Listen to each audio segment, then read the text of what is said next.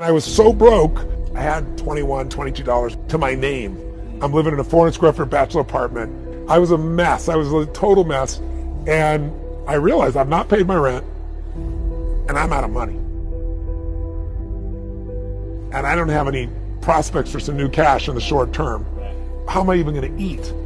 So I decided to go to this all-you-could-eat salad bar that they had around the corner of this place called El Torito.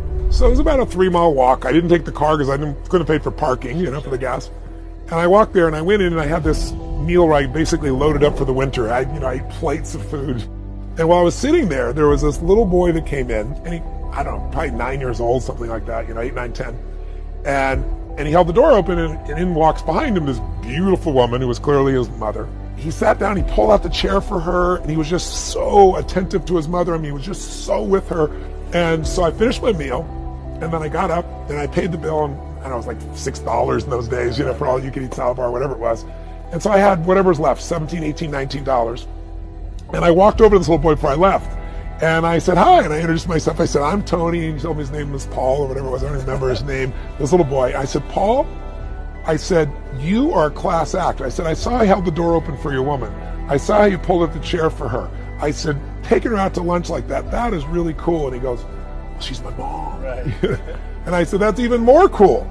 And I said, taking her lunch. He goes, well, I didn't take her to lunch. He goes, I think he said he was 8 or 9. He said, I'm 9 years old. I don't have a job yet. And I said, yes, you are taking her to lunch. And I reached in my pocket and I took all the money I had left, whatever it was, $17, $18, $19, and I dropped it in front of him. I had no plan to do this. It wasn't like manufactured. I wasn't trying to impress this woman.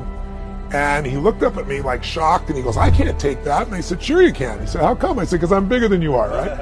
And he laughed like crazy and I didn't even say another word. I just walked out the door, didn't even look at his mouth. It was the most powerful experience of my life because I didn't walk home. I kind of flew home.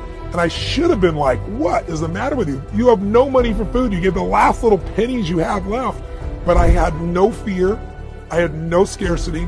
And I got home and I realized what I'd done. It was like, I have no money now. I have like no money, nothing, right? I was trying to conserve by going there, And I don't know. I've worked on a plan. I figured I'll figure this out. And the next day I got the old snail mail.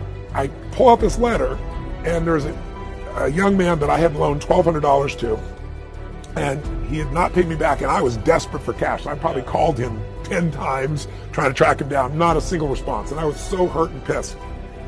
And here's the letter from this guy saying, I'm really sorry. I know you've been trying to reach me.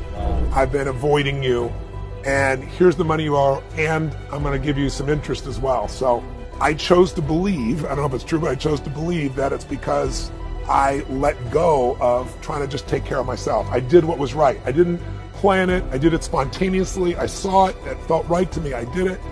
And I felt no scarcity. I faced really tough times. I never went back to that level of scarcity, not since that day. So it's a long way of saying when you have nothing is when you need to give. If you're going to wait till you think you have something, you're never going to have something of any size or scope. There's something inside the human psyche that when you do what's right and you get outside of yourself, there's something that'll click for you